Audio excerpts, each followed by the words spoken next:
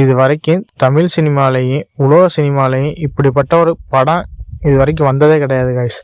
என்னடா எடுத்தோன்னே இப்படி சொல்றேன்னு நினைக்காதீங்க. ஏன்னா இப்படி ஒரு படம் என் லைஃப்ல இது வரைக்கும் நான் பார்த்ததே கிடையாது. எதனாலனா இது வரைக்கும் இஸ்லாமியர்களோட வாழ்க்கை வரலாற எந்த ஒரு படமே இது வரைக்கும் எடுத்து காமிச்சது கிடையாது.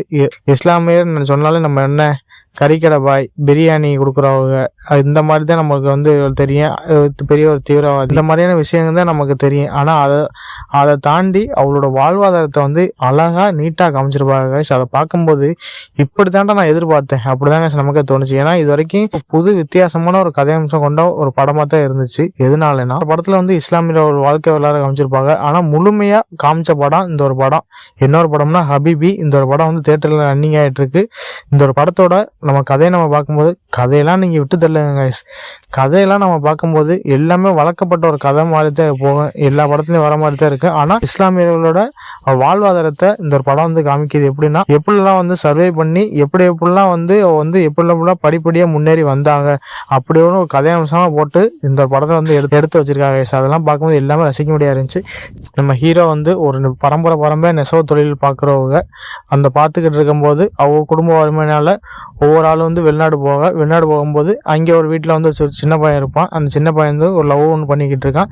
லவ் பண்ணிக்கிட்டு இருக்கும்போது திடீர்னு பார்த்தா அங்கே வந்து பொண்ணை பார்க்க போகிறேன்னு சொல்லிவிட்டு அங்கே போய் மாட்டிக்கிறான். அதுக்கப்புறம் ஊர் பஞ்சாயத்துலாம் வச்சுக்கிட்டு அங்கே வந்து அந்த பையனுக்கு எதிராக ஒரு கட்டத்தில் வந்து கோஷம் எழுப்புறாங்க. அதுக்கப்புறம் நம்ம ஹீரோ வந்து இதுக்கு மேலே நம்ம வந்து இங்கே இருந்தால் சரி வராது அப்படின்னு சொல்லிவிட்டு அவர் வந்து ஃபாரின் கிளம்பி போகிறாப்புல. ஃபாரின் கிளம்பி அவர் ஒரு கட்டத்தில் வந்து வீட்டுக்கு வராப்புல. வீட்டுக்கு வரும்போது வாழ்வாதாரம்லாம் எல்லாமே கொஞ்சம் முன்னேற்றம் அடைஞ்சிக்கிட்டு இருக்கு. முன்னேற்றம் அடைஞ்சதுக்கப்புறம் அவர் லைஃப் நல்லா போயிட்டு இருக்கு. அதுக்கப்புறம் நம்ம கிட்டத்தட்ட 40 வருஷமா நம்ம ஹீரோ வந்து லவ் பண்ணிருப்பாப்புல. அந்த பொண்ணை நினைச்சிட்டு ஒரு கட்டத்துல வந்து சர்வே பண்ணுவாப்புல. அதுக்கப்புறம் வீட்டுல எல்லாம் பேசி முடிச்சு இந்த மாதிரி ஒரு பொண்ணு ஒண்ணு நம்ம வந்து பார்க்கலாம் வைக்கலாம் அப்படின்னு சொல்றாங்க. சொன்னதுக்கப்புறம் நம்ம ஹீரோ வந்து கல்யாணத்துக்கு ஒரு கட்டத்துல இருந்து வேற ஒரு பொண்ணுக்கோ நம்ம ஹீரோக்கு ஓகே ஆகுது. ஓகே ஆகும்போது நல்ல ஒரு சந்தோஷமா லைஃப் போயிட்டு இருக்கு. திடீர்னு பார்த்தா ஒரு சமயத்துல வந்து நம்ம ஹீரோ வந்து ஒரு பணத்தை எப்படி சொல்ற இங்க ஃபாரின்ல சம்பாதிச்ச பணத்தை வந்து இங்க வந்து நம்ம எப்படி சொல்ற ஊர்ல வந்து ஒரு நல்ல ஒரு ஹோட்டல் மாதிரி வச்சு நடத்தும் அப்படின்னு சொல்லிவிட்டு ஆசையா அந்த ஒரு பணத்தை வந்து ஒரு ஆள்கிட்ட கொடுத்து வச்சிருப்பாப்புல. அந்த ஆள் வந்து நம்ம ஹீரோ வந்து ஏமாத்திராப்புல. அதனால ரொம்ப ஒரு டிப்ரெஷனான நிலைமைக்கு போயிடாப்புல. அதுக்கப்புறம் நம்ம ஹீரோவுக்கு மரியாதை இல்லாம அந்த பொண்ணு ஒரு கட்டத்துல வந்து நம்ம ஹீரோ விட்டு போயிடும். போனதுக்கப்புறம் நம்ம ஹீரோ வந்து வாழ்க்கையை எடுத்துட்டு இதுக்கு மேலே நம்ம எப்படி சொல்ல இங்கே இருக்கக்கூடாது வைக்கக்கூடாது அப்படின்னு சொல்லிட்டு அவர் வந்து எப்படி மறுபடியும் ஃபாரின் கிளம்பி போகும்போது அங்கே ஒரு பெரிய ஒரு ட்விஸ்ட் ஒன்று வருது. அவரோட முன்னாள் காதலி ஒரு கட்டத்தில் வந்து சந்திச்சுக்கிட்டு இருக்கும்போது அவங்க என்னென்னலாம் பாடுபட்டாக வச்சாங்க அப்படின்னு சொல்லிவிட்டு அது ஒரு கதையம்சம் போகுது. எப்படின்னா முன்னாள் காதலியோட கனவு வந்து ஃபாரின்ல போயிருக்காங்க. ஃபாரின்ல போய் இருக்கிறதுனால அவருக்கு வந்து விவாகரத்து ஆயிரும். இதை பார்த்து நம்ம ஹீரோ ஒண்ணுமே புரியாது. அதுக்கப்புறம் ரெண்டு பேரும் ஒன்று சேர்ந்தாங்களா இல்லையா அப்படிதாங்க ஒரு படத்தோட ஒரு ஒன்லைன் ஸ்டோரியா இருக்கு.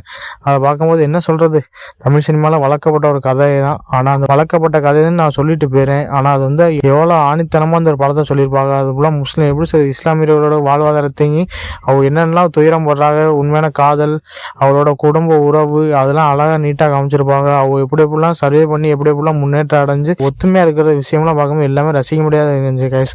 உண்மையில இஸ்லாமியர்கள் எப்படி சொல்ற பிறந்தல இருந்து மவுத் ஆகிற வரைக்கும் இதை வந்து அழகா நீட்டா அந்த படத்துல வந்து காமிச்சிருப்பாங்க. எல்லாம் பார்க்கும்போது எல்லாமே ரசிக்க முடியாதாங்க இருந்துச்சு. ஏன்னா அது புது வித்தியாசமான ஒரு படம் ஒன்று. கண்டிப்பா அந்த ஒரு படத்தை வந்து எல்லாருமே பார்க்க வேணும். ஏன்னா இஸ்லாமியர்கள் இந்த படத்தை பார்க்கணும் அப்படின்னு சொல்லிவிட்டு யாரும் அப்படி சொல்லக்கூடாது. ஏன்னா அந்த ஒரு படம் வந்து ஒரு தரமான ஒரு படம், எல்லாருமே பார்க்க வேண்டிய ஒரு படமா தாங்க இருந்துச்சு. கண்டிப்பா அந்த படத்தை எல்லாரும் பார்த்தே ஆனது. இதுல மெயினா நம்ம கஸ்தூரி ராஜா தான் வந்து ஒரு படத்துல ஒரு மெயின் ஹீரோவா நடிச்சிருப்பாங்க. அவர் ஆக்டிங்ல இருந்து எல்லாம் பார்க்கறதுக்கு எல்லாமே ரசிக்க முடியாது. ஏகப்பட்ட ஆயிட்டெல்லாம் நடிச்சிருக்காங்க. ஏகப்பட்ட ஆயிட்டெல்லாம் எல்லாம் புது முகம் ஆயிட்டா தான் இருந்துச்சு. அவங்க ஆயிட்டிங்ல இருந்து எல்லாம் பார்க்குற எல்லாமே ரசிக்க முடியாதாங்க இருந்துச்சு. மித்தோட இந்த படம் தாராளமா தமிழ் சினிமால இது வரைக்கும் இப்படி ஒரு படம் வந்ததே கிடையாது. எல்லாருமே இந்த படத்தை கண்டிப்பா மிஸ் பண்ணாதீங்க. இந்த தரமான ஒரு படம்.